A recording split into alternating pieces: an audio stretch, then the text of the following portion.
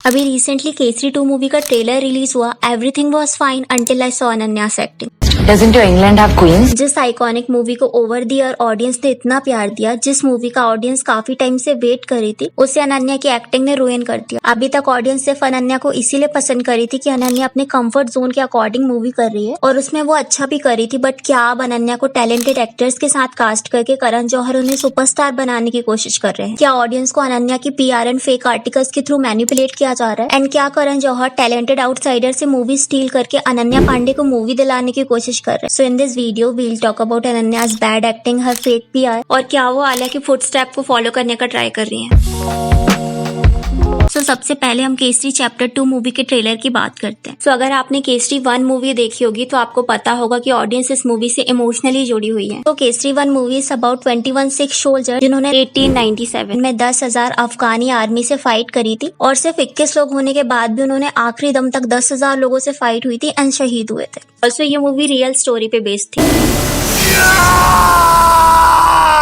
Kesari 1 movie में अक्षय कुमार ने main lead play किया था एंड परिणीति फीमेल लीड थी। बट इस मूवी में सारे ही कैरेक्टर को इम्पोर्टेंस दी गई थी और इस मूवी को करण जौहर ने प्रोड्यूस किया था। इस वजह से आपको केसरी 2 में अनन्या पांडे देखने को मिलेगी। तो जो केसरी 2 मूवी है उसका केसरी 1 मूवी से कोई भी रिलेशन नहीं। जहाँ मेन लीड में अक्षय कुमार एंड R माधवन है। अक्षय कुमार इसमें जलियांवाला बाग में जो इंसिडेंट हुआ था ना, उसका जिस लॉयर ने केस लड़ा था ना, उसकी भूमिका निभाएंगे। जलियांवाला बाग का सच पूरी दुनिया के सामने and R Madhavan opposite side का केस लड़ेंगे। मिस्टर नायर के पास ना कोई फोटोग्राफ है, ना ही कोई कन्फेशन है और ना ही कोई आई विटनेस। और अनन्या पांडे ने इस मूवी में दिलरीत कौर का रोल प्ले किया है, जो कि एक फीमेल लॉयर रहेंगी जो कि स्टीरियोटाइप को ब्रेक करके मेल डोमिनेंट कोर्ट में इंडियन राइट के लिए फाइट करेंगी। सो इस मूवी का ट्रेलर बहुत अमेजिंग है। इसको देख के ही आपको गूज़बम्स आएंगे। और जब अनन्या की आप एक्टिंग देखोगे तो अनन्या का ज्यादा सीन तो देखने को नहीं मिला है, सिर्फ उनके 2 ही डायलॉग देखने को मिले हैं। इसके बाद आप चुप कैसे रह सकते हैं? Why are you surprised? Doesn't your England have queens? आपको एक अनफिट कास्टिंग देखने को मिलेगी, जैसे राजनीति मूवी में कटरीना कैफ को कास्ट किया गया था ना, वैसे। सो इस ट्रेलर के बाद ऑडियंस के अनन्या के लिए 3 टाइप के ओपिनियन देखने को मिले। तो एक ऑडियंस का कहना था कि अनन्या की एक्टिंग अच्छी नहीं है और उनकी जगह किसी टैलेंटेड एक्ट्रेस को कास्ट करना चाहिए था। सेकंड ऑडियंस का कहना था कि अनन्या ने काफी इम्प्रूव किया है।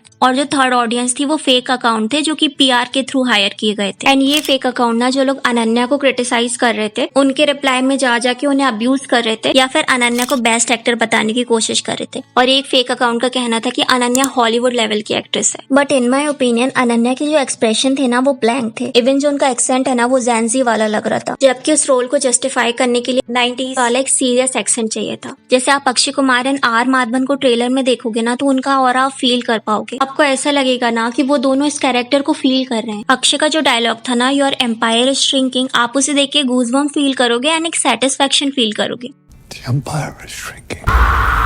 बट वहीं अनन्या की एक्टिंग बहुत ही ब्लैंड लग रही है। सो कहीं ना कहीं मैं एग्री करती हूँ कि उस रोल के लिए किसी एक्सपीरियंस एक्टर को लेना चाहिए था, लाइक यामी गौतम जिन्होंने काफी बार एक लॉयर का रोल किया है। एंड आई ऑल्सो अग्री कि अनन्या ने ओवर द ईयर इम्प्रूव भी किया है, बट सिर्फ वो अपने कंफर्ट जोन वाले रोल के लिए ही इम्प्रूव कर पाई है। जैसे आपने स्टूडेंट ऑफ द ईयर 2 देखी होगी, पति पत्नी एंड वो, Liger, call me bae and control. सारी ही मूवी को देख के आपको ये लगेगा कि अनन्या एक एवरेज एक्टर है एंड उन्होंने इम्प्रूव किया है। But on the other hand आपको ये भी लगेगा कि जैसे अनन्या अपनी नॉर्मल लाइफ में बात करती है ना, वैसे ही वो मूवी में भी बात करती है। जबकि अदर आप टैलेंटेड एक्टर्स को देखोगे तो आपको फील होगा कि हर मूवी में उनका एक अलग एक्सेंट होता है, उनका एक अलग टोन होता है, उनका बात करने का वे अलग होता है। जैसे आप कंगना रनावत का एग्जांपल देख लो तो तनु वेड्स मनु में उनका अलग एक्सेंट देखने को मिलता है। चिंटू जी आज ही वकील बने और आज ही काम भी मिल गया। एंड वहीं मणिकर्णिका में आपको एक डिफरेंट कैरेक्टर दिखता है।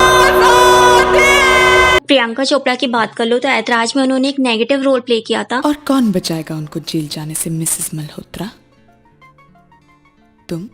और वहीं बाजीराव मस्तानी में उन्होंने काशीबाई एक पॉजिटिव कैरेक्टर को रोल प्ले किया था। खाओ तो अपनों के ज्यादा चुभते हैं। ऑल्सो दीपिका की बात करें तो दीपिका ने कॉकटेल में एक फन लविंग गर्ल का रोल प्ले किया। तो आप हिंदुस्तान से आई हैं?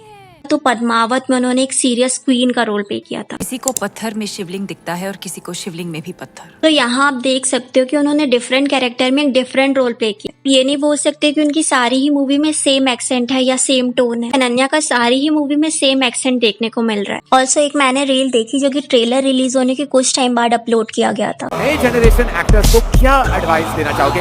they should try acting.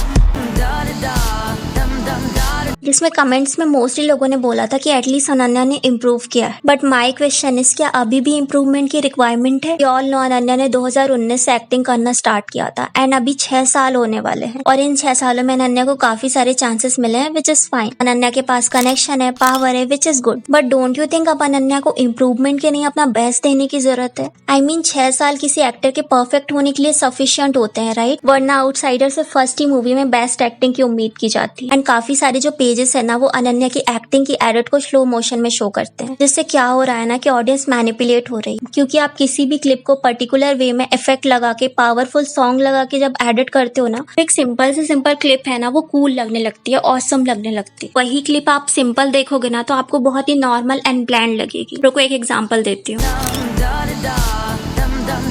You're surprised. Doesn't your England have queens? और ट्रेलर में जब आप अनन्या का फेस देखोगे ना तो उनकी आईज में इमोशन देखने को नहीं मिल रहा है। तो अनन्या को ना अपने एक्सेंट एंड एक्सप्रेशन में वर्क करने की जरूरत है, क्योंकि ट्रेलर में जब आप अनन्या के डायलॉग डिलीवरी के टाइम पे जब उनके एक्सप्रेशन देखोगे ना तो उनकी आईज बिल्कुल ब्लैंक लग रही है, उनका फेस एक्सप्रेशन लेस लग रहा है। और जब कोई एक्टर अच्छी एक्टिंग करता है तो ऑडियंस भी उस कैरेक्टर से कनेक्टेड फील करती है, जो कि हमें अनन्या के केस में नहीं देखने को मिल रहा है। एंड जो टेक्निक करण जौहर ने आलिया के साथ यूज करी थी ना, वही अनन्या के साथ यूज करी जा रही है। जैसे टैलेंटेड एक्टर्स के साथ कास्ट करना, डिफरेंट जॉनरे में मूवी दिलाना एंड मूवी स्टील करना। जैसे पति पत्नी एंड वो मूवी स्टील करके अनन्या को दी गई थी। तो हुआ ये था कि सबसे पहले ये मूवी तापसी पन्नू को ऑफर की गई थी एंड तापसी को इसके लिए फाइनलाइज भी कर दिया गया था, बट एंड मोमेंट में उन्हें हटाकर अनन्या को कास्ट कर लिया गया एंड जिसके लिए तापसी ने ओपनली मेकर्स को क्रिटिसाइज किया था। इवन उन्होंने मेकर्स को अनप्रोफेशनल भी बोला था। upset and you felt that it was unprofessional the way you were replaced. मेरा टाइम वेस्ट किया गया और पिक्चर शूट होने के कुछ 1 महीने पहले जब मुझे बाहर से पता चलता है कि आप पिक्चर में नहीं हो, बट अगर तुम किसी के साथ डेट डिस्कस करके लॉक करते हो, शायद बात आगे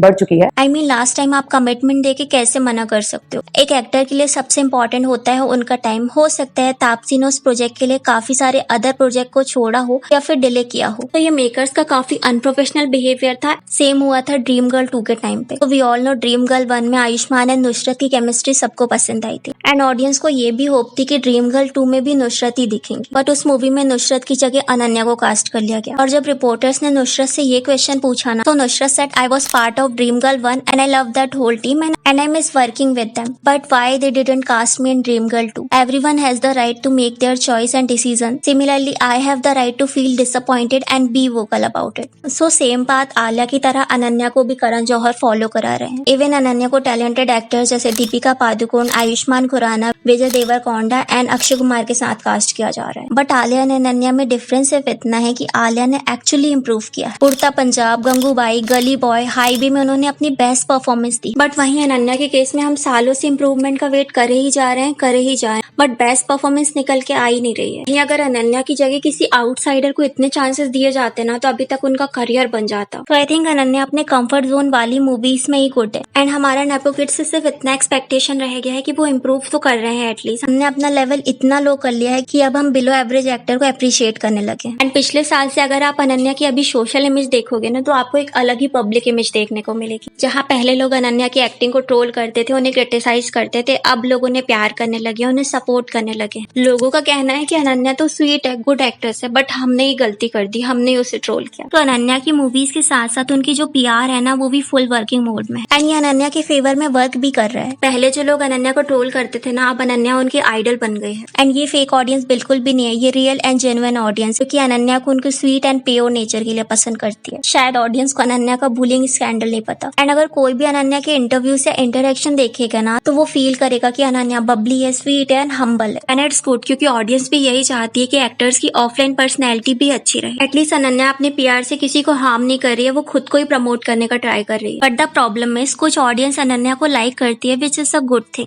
बट लाइकिंग के चक्कर में ना वो अनन्या की एक्टिंग को भी डिफेंड करने लगी। जैसे कुछ ऑडियंस का कहना है कि अनन्या पहले से ही टैलेंटेड एक्टर है, बट अनन्या को बिना वजह की क्रिटिसाइज किया जाता है, उन्हें ट्रोल किया जाता है, गलत समझा जाता है। ऑल्सो अनन्या को बेटर दिखाने के चक्कर में जानवी, सारा या फिर अभी के नेपो किड्स से कंपेयर कंपेयर किया जाता है कि at least Ananya other nepo kids से तो बेटर ही है। बट आई थिंक हमें बैड एक्टर से कंपेयर करना ही क्यों है? अगर आपको कंपेयर करना ही है तो आप बेस्ट एक्टर से करके देखो, तब आपको पता चलेगा कि अनन्या कितनी बिलो एवरेज एक्टर है। एंड जब तक हम अनन्या की एक्टिंग को क्रिटिसाइज नहीं करेंगे ना, हो सकता है वो इन फ्यूचर उसमें वर्क नहीं करेगी, क्योंकि अभी अनन्या एक्टिंग से ज्यादा अपनी पीआर में फोकस करती है। एंड आई थिंक अनन्या को पीआर से ज्यादा अपनी एक्टिंग में फोकस करना चाहिए। सो व्हाट आई थॉट कि आपको केसरी 2 मूवी के ट्रेलर में अनन्या की एक्टिंग अच्छी लगी या बुरी, एंड क्या इस मूवी में अनन्या की जगह किसी अदर एक्ट्रेस को कास्ट करना चाहिए था? Let me know in a comment. Karan Johar का डाउनफॉल क्यों हुआ एंड क्यों उन्होंने अपना 50% शेयर सेल किया, जानने के लिए इस वीडियो को क्लिक करें।